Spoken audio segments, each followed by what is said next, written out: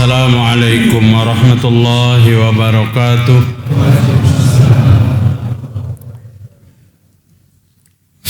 Alhamdulillahi rabbil alamin. Wabihi nasta'in ala umuri dunya waddin. Ashhadu an la ilaha illallah al-malikul haqqul mubin. Wa ashhadu anna Muhammadan abduhu wa rasuluh as-sadiqul wa'dil amin. Ya ayyuhalladzina amanu ittaqullaha haqqa tuqatih wa la tamutunna illa wa antum muslimun. Ya ayyuhan nasu ittaqu rabbakumul ladzi khalaqakum min nafsin wahidah wa khalaqa minha zawjaha wa batha minhuma rijalan katsiran wa nisaa'a wattaqullaha alladzi tasaaluna bihi wal arham innallaha kana 'alaikum raqiba. Ya ayyuhalladzina amanu ittaqullaha wa qulu qawlan sadida yuslih lakum a'malakum wa yaghfir lakum dzunubakum wa may yuti'illaha wa rasulahu faqad faza fawzan 'azima. Amma ba'd, mari kita bersyukur kepada Allah Subhanahu wa taala pada malam ini, malam Kamis tanggal 11 bulan Safar 1446 Hijriah, bertepatan dengan tanggal 14 Agustus 2026. Mudah-mudahan 2024 ya. 46 Bang lah 2024 Hijriah ya. Alhamdulillah kita sehat walafiat, dapat berkumpul bersama melaksanakan salat maghrib berjamaah. Dan insyaallah kita akan melaksanakan salat isya berjamaah. Bapak-bapak, ibu-ibu rahimakumullah. Sebelum kajian kita dimulai, ulun ingin sampaikan ada satu berita duka. Bapak Haji Nanang Asrani bin Haji Bustani, kakak kandung Ketua Umum Masjid Al-Ikhlas, Bapak Haji Syarifuddin, meninggal di Samarinda. Beliau juga ke Samarinda, tapi beliau bertitip pesan non kita seberataan, minta didoakan. Mudah-mudahan yang meninggal dunia ini Allah ampuni dosanya dan Allah terima segala amal ibadahnya. Allahumma ighfir lahu warhamhu wa'afihi wa'fu anhu. Amin ya rabbal alamin. Itulah dunia bapak-bapak. Ada yang datang dan ada yang kembali. Isukan tadi Pak Akikah, malamnya ada pulang yang mati. Jadi datang kembali, datang kembali, datang kembali. Sampai pada suatu saat kada ada lagi yang datang, tapi semuanya akan kembali, dan itu akan terjadi kepada kita. Bapak-bapak, kajian malam tadi ulun di Masjid Al-Jihad, 3 golongan yang terlaknat. Masih semingguan nih hampir berbicara orang yang dilaknat oleh Allah Ta'ala, orang yang terlaknat. Kenapa itu harus kita bongkar semuanya? Takutan kita ini tagawi nang Allah Ta'ala kada suka. Maka dalam kehidupan sehari-hari Pak, kadang-kadang terjadi dalam kehidupan sehari-hari. Malam tadi kita angkat ayat Allah 25 surah Ar-Ra'd, walladzina yanquduna ahdallahi min ba'di mitsaqih wa yaqta'una ma amarallahu bihi ayyusala wa yufsiduna fil ard ulaika lahumul la'natu wa lahum su'udah. Orang-orang yang mengingkari perjanjian dengan Allah. Kapan kita berjanji dengan Allah? Sejak kita menyatakan sebagai seorang muslim, sejak kita berada di alam ruh. Ayat 172 surah Al-A'raf, Allah bertanya kepada ruh-ruh kita waktu itu, alastu birabbikum, kata Allah, apakah aku Tuhanmu? Qalu, maka semua ruh-ruh itu menjawab, qalu bala syahidna, ya Allah, hamba bersaksi pian adalah Tuhan ulun. Belum itu ruh lagi masuk ke dalam janin, yang waktu itu nanti janinnya berumur 120 hari dimasuki ruh. Ruh belum masuk ke dalam janin sudah ditanya oleh Allah, apakah aku Tuhanmu? Dan ruh itu semuanya menjawab, benar ya Allah, pian adalah Tuhan kami. Lalu masuk ke dalam janin masing-masing pada waktu yang Allah tetapkan, 9 bulan di dalam rahim ibu. Kemudian lahir.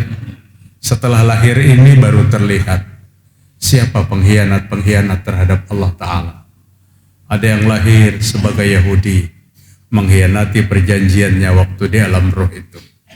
Ada yang lahir sebagai Nasrani, berarti mengkhianati perjanjian dengan Allah Ta'ala. Ada yang lahir sebagai seorang Muslim, tapi Muslimnya pada catatan-catatan identitas penduduk. Kelakuannya hari-hari menyekutukan Allah, kada siang, kada malam. Ini termasuk pengkhianat-pengkhianat terhadap Allah Subhanahu wa Ta'ala.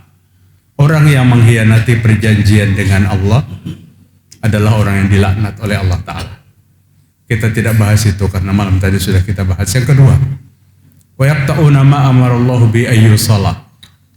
Dan orang yang memutuskan tali silaturahim di mana Allah menyuruh menyambung silaturahim itu. Hari ini terwujud itu Bapak. Kadada nang kita bersalaman tuh nang berrambutan kadada. Lihat aja mulai awal sampai akhir. Kalau Bang bersalam, kadada kita. Semua ceria. Semua tak kurihing, baik nang bagi atau nang kada bagi kita kurihing bahasa salaman tuh. Artinya apa? Menandakan kita ini menyambung silaturahim. Hari ini bukan menyambung, membina ukhuwah kita. Kalau yang putus itu menyambung silaturahim kita. Yang ketiga yang Allah laknat, wa yufsiduna fil ardh. Orang yang berbuat kerusakan di muka bumi. Kerusakan di muka bumi. Heboh kita, bumi kita rusak. Di sana terjadi penggalian tanpa izin. Ngarannya ilegal apa tak? Mining. Logging apa? Logging itu? Oh kayu. Nah, orang kada paham. Mining, logging itu kada paham. Illegal mining. Illegal logging. Ada satu lagi yang biasanya disasahinya Menteri Kelautan Tuti apa ngarannya? Illegal fishing, mengambil hasil laut tanpa izin dan di luar batas. Itu yang kita tahu hari ini perusak di muka bumi. Lihat beberapa tafsir Al-Quran menyebutkan siapa yang perusak bumi itu sebenarnya. Al-kufru wasyirku wal ma'asi. Yang merusak bumi yang sebenarnya itu merusak bumi, tapi permukaan bumi yang dia rusak. Tapi keingkaran, kesyirikan, kemaksiatan ini perusak bumi yang paling utama. Ilegal itu ada, tapi jika yang tiga ini kadada, maka bumi itu akan adem. Bumi itu akan nyaman. Kenapa? Jika tiga macam ini dilakukan, dia ingkar lawan Allah, dia syirik lawan Allah, dia maksiat kepada Allah, maka Allah akan marah. Apabila Allah akan marah, tahun berapa kita merasakan nang berumur 6-70 tahun kada pernah ketemuan banjir sedalam itu. 2021. Ini bencana Bapak. Bencana. Satu sisi Allah memperingatkan kepada kita karena adanya kerusakan di muka bumi. Atau bumi sebenarnya sebentar aja digoncang oleh Allah. Terjadilah gempa di mana-mana. Di Jawa sana gempanya, getarannya sampai ke Banjarmasin. Atau air laut ini Allah tumpahkan ke daratan, tenggelam. Ini bencana-bencana yang terjadi karena Allah murka. Kenapa Allah murka? Karena terjadi kerusakan besar di muka bumi. Dan situ kita sadari hari ini. Di negeri kita yang tercinta nih, zina tuh kada boleh, lamun terang-terangan. Kan kayak itu. Tapi apabila dilokalisasi, piragah kada melihat. Boleh. Perjudian ada lokalisasi. Perjinahan ada lokalisasi.